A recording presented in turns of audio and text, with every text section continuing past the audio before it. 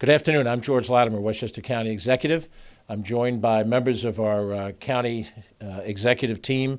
I'll introduce all of them in a second, but we're here to talk about our first serious weather winter advisory that we're facing in Westchester County and elsewhere in the state.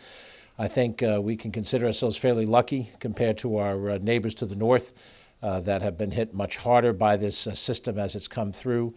And we have not yet gotten the full force of the system ahead of us, so most of our preparations and planning are in anticipation of things that we expect will happen, but of course no one can predict the weather, so we'll keep an eye out for it.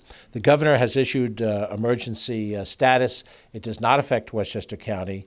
I believe the nearest counties affected are in Greene County and Columbia County further north of us in the Hudson Valley, but the team behind me is prepared to deal with what we expect is going to happen. Our predictions are that we're going to see snow accumulations of 2 to 4 inches, with the smaller amounts being south of 287, closer to New York City, the more populated urban centers of Westchester, and 4 inches in the northern part of Westchester County, which is closer in elevation to what we see in Putnam and Dutchess counties above us. This is a regional impact, northern New Jersey, Connecticut, most of southeastern New York. Different parts of the metropolitan area will be hit at different levels, and obviously we're focused on what we have to do here in Westchester County.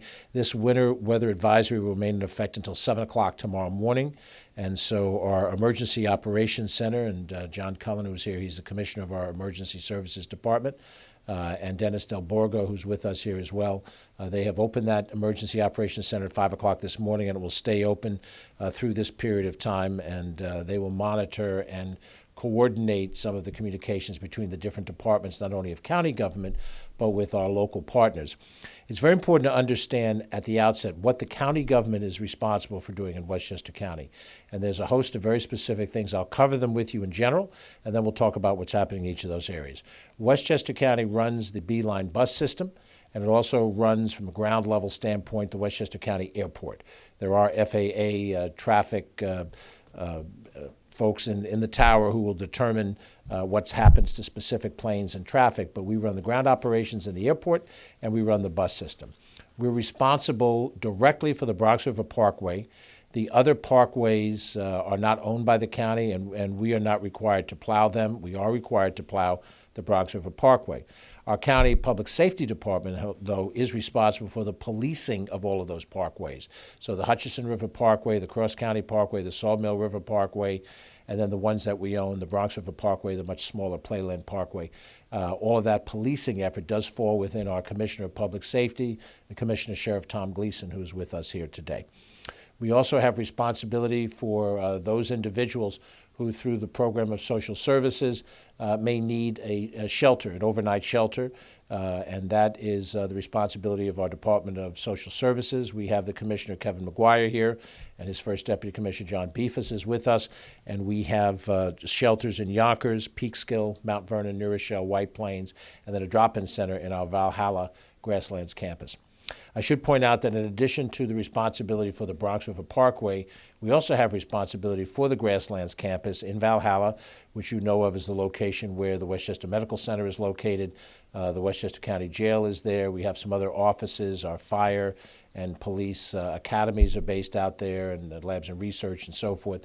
And we have the same responsibility for street treatment and plowing in that complex. It's a fairly sizable number of acres, as the local governments do in all the other streets and cities of Westchester County.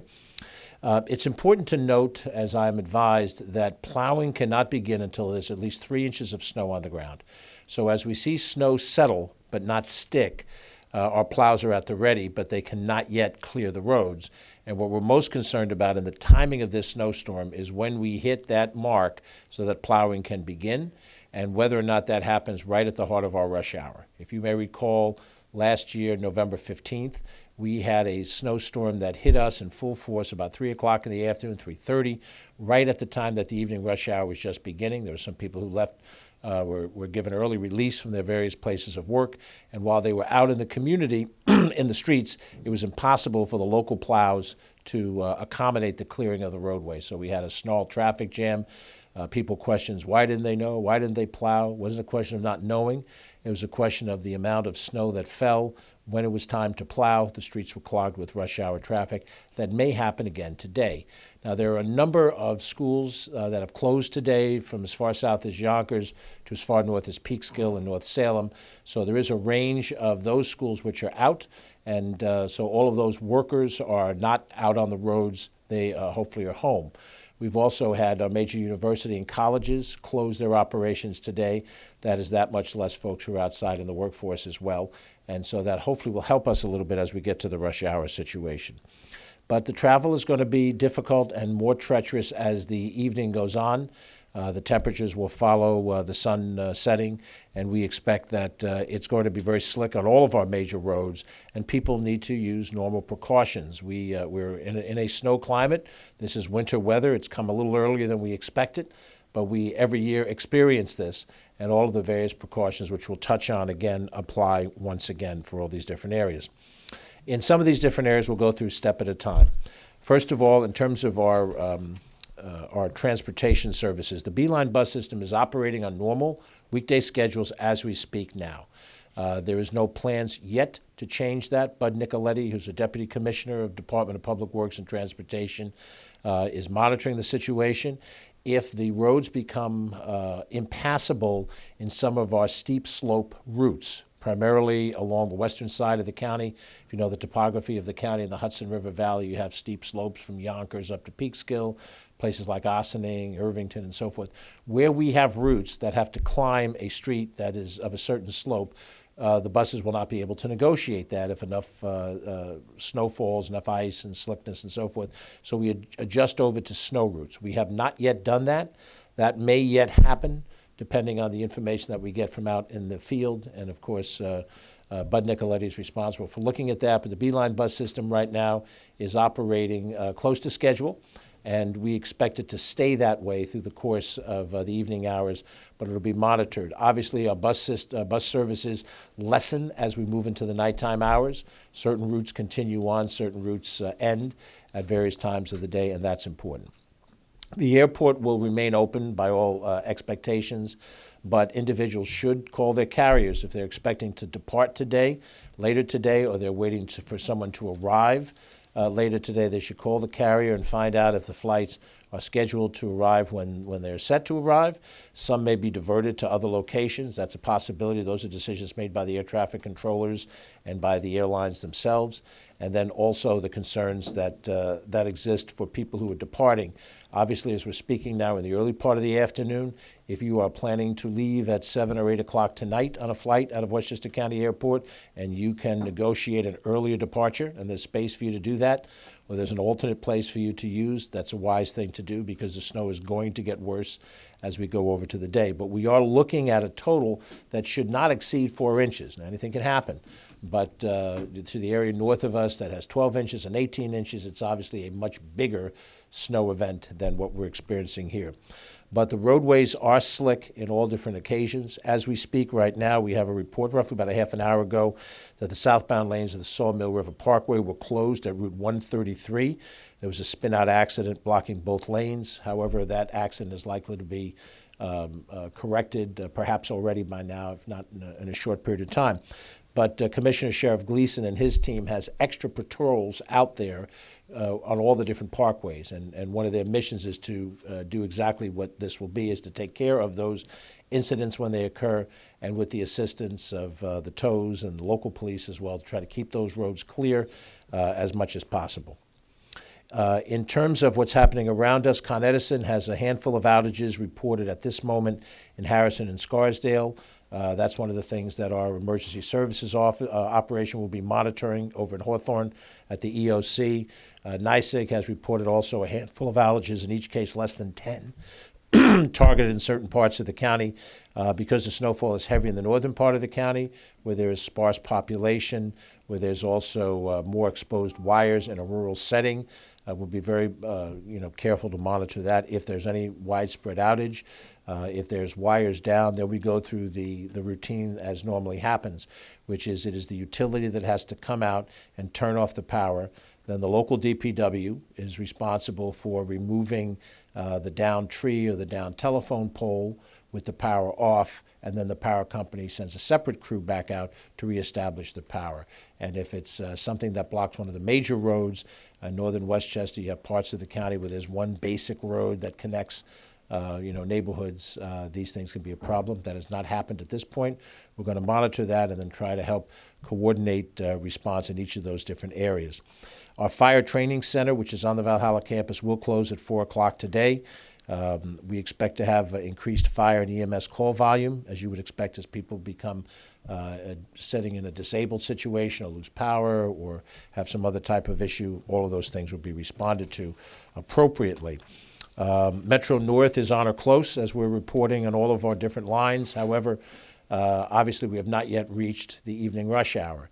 And if there are any trees that ultimately come down on a Metro North track, that could delay traffic. If there's any problems where we have the grade level crossings on the Harlem line of Metro North, that may be an issue. These are all things that have not happened, but we're anticipating it, and the various people behind me all have plans to move into action immediately if one of these things were to happen. But Metro North is operating on a close. We have no reported issues from Amtrak. There are 2 lines that are on the Hudson line and the New Haven line that Amtrak intercity traffic serves as well. We have our DSS is responsible for working with local governments to make sure that everyone has a place to shelter on a night like tonight. We are in code blue. We have been for a while. Once the temperatures dip below a certain level, it's certainly cold out there. No one wants to be spending an evening outside in an unprotected environment. And as I said, that the DSS department under Commissioner McGuire and his team are monitoring that, and they work with local entities to make sure that anybody who is homeless will be covered in some fashion tonight. We have gotten a number of different driving trips from our friends in the Westchester County Police, all good advice. I'm going to make sure I do these things, and you should as well. This is important time for you to have good working tires on your car. Make sure that it gives you the proper traction that you can get. And if you're low on air, make sure that you fill the tires so that they can function the way they should. Windshield wipers have to be functioning in a certain way. Otherwise, you won't have the visibility. This is a perfect time, if you have the discretionary time, to pull into a service station and change your windshield wipers and make sure that's done. Fill up your gas tank.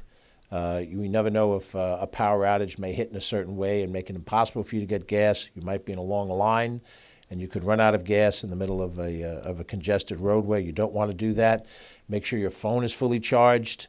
This sounds like the things my father used to tell me, about the telephone thing. But most of these other things, Stan told George, and George didn't listen, and then he ran out of gas one day and didn't have all of these things. But now George is a grown man, and he understands it, and he's sharing his father's advice with all of you. Dress warmly. Have warm clothing in the car if you wind up in a situation where you run out of gas or you're stranded while you're waiting for the county police to come and save you. It can be pretty cold in a car that doesn't have heat. So make sure that you have the proper attire, boots for your feet to keep them dry, and everything else. And if you want to make sure that everything in your car is up to date, make sure you have a flashlight, have water in the car, have some reflective device that if you're disabled that you could put behind the car to identify other drivers that you've broken down, and a host of different things. And probably the smartest thing for all of us to do sitting here in the 1 o'clock hour is plan your travel schedule with additional time.